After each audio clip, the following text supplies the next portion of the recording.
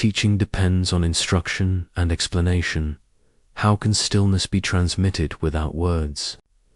This question challenges a deeply embedded assumption in modern education, that learning occurs primarily through verbal explanation.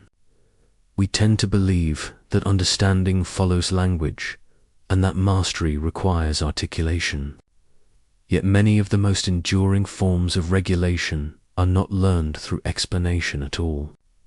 You do not learn calm by being told to relax, nor do you learn composure by memorizing instructions. Instead, regulation is often acquired implicitly through observation, proximity, and shared presence. The central claim of this lecture is that the Prophet taught stillness not as a verbal doctrine, but as a regulatory model. Stillness was not explained, it was embodied. The aim here is to analyze how stillness is transmitted through presence, behavior, and relational orientation rather than speech, and why this mode of teaching is often more effective than instruction. To understand the significance of this model, we must first understand the modern difficulty with stillness. Contemporary life is marked by chronic mental noise, attentional fragmentation, and emotional restlessness. Even in moments of physical safety, the mind remains active, scanning, predicting, and rehearsing. Psychologically, this reflects continuous cognitive stimulation. The brain is rarely allowed to settle into low-demand states. Silence and inactivity are often experienced as uncomfortable or unproductive, rather than restorative. From a neuroscientific perspective, this condition is associated with overactivation of the default mode network, the system involved in self-referential thought and rumination. Elevated baseline arousal increases stress reactivity, making calm feel unfamiliar or even threatening.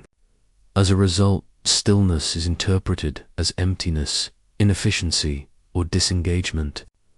The modern mind lacks lived examples of embodied calm, and without such models, stillness feels abstract rather than attainable.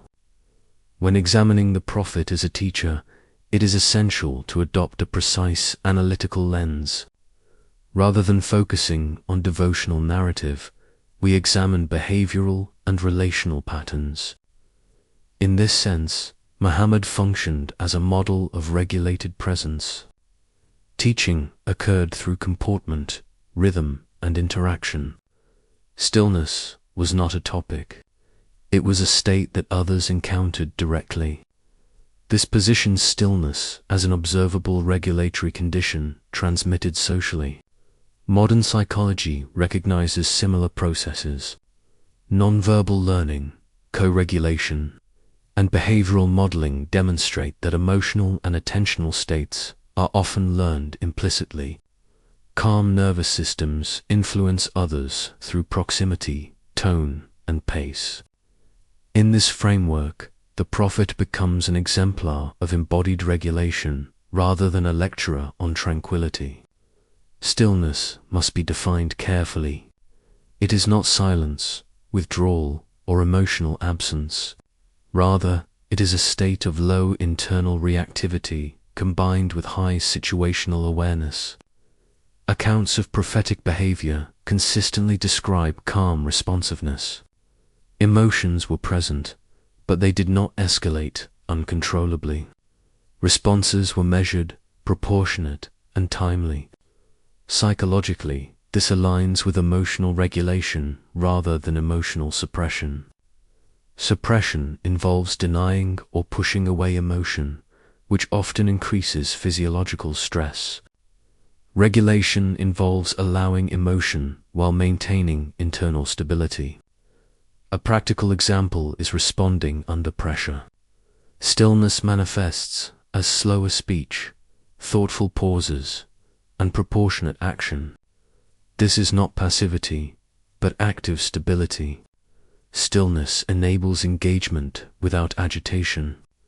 Humans learn regulation through observation long before they learn it through instruction. Infants, for example, regulate their emotions through caregivers' tone, facial expressions, and pacing.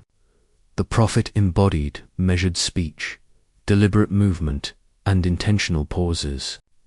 These behavioral rhythms functioned as regulatory signals. They communicated safety and stability without explicit instruction. Neuroscience supports this through mirror neuron systems and social learning theory. Observing calm behavior activates similar neural patterns in the observer. Regulation spreads through rhythm.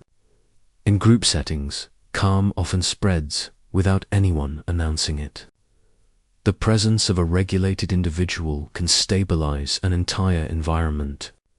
Stillness is absorbed through rhythm before it is understood conceptually. Another defining feature of prophetic stillness was the quality of attention. Attention was focused without strain and present without fixation. Listening was complete, not distracted. Speech was selective, not impulsive. This attentional style reduced cognitive noise for both speaker and listener. Cognitive science shows that reduced attentional switching lowers anxiety and mental fatigue. When attention feels grounded, interactions become less stressful. In everyday terms, anxiety decreases in conversations where attention is steady rather than fragmented. Stillness emerges when attention is stable but flexible, capable of shifting without agitation. Stillness also involves emotional containment. Containment means allowing emotion to arise without escalating it. The prophetic model demonstrates emotions being acknowledged but not amplified. Anger did not become rage. Sadness did not become despair. Psychology describes similar processes through affect labeling and emotional containment. Naming or recognizing emotion reduces its intensity, preventing escalation. In conflict situations, this results in de-escalation. Responses remain proportionate, and relationships are preserved. Stillness does not silence emotion. It holds it. A common misconception is that stillness must be taught explicitly. However, nervous systems naturally entrain to one another. Neuroscience demonstrates that co-regulation precedes self-regulation. Children regulate emotions through caregivers before developing independent control. Adults continue to regulate through social environments. Stillness is therefore learned relationally. Being near regulated presence teaches regulation more effectively than explanation. From a Sufi philosophical perspective, knowing is not limited to concepts. Presence itself conveys understanding. Modern embodied cognition theory supports this view. Cognition is shaped by bodily state, posture, and attention. Stillness communicates comprehension without explanation. It signals that the situation has been metabolized internally. In modern contexts, stillness can be learned through modeling.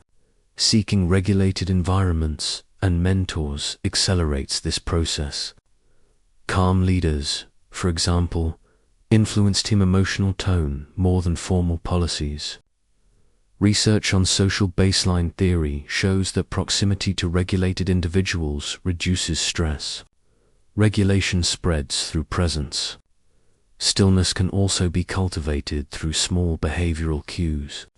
Slowing speech tempo and inserting intentional pauses reduce sympathetic activation. Physiologically, this lowers heart rate and stress hormones. Meetings often become calmer without any policy change, simply due to altered rhythm. Stillness begins with micro-adjustments rather than grand techniques. It is crucial to distinguish stillness from disengagement. Stillness does not mean withdrawal from responsibility or relationship.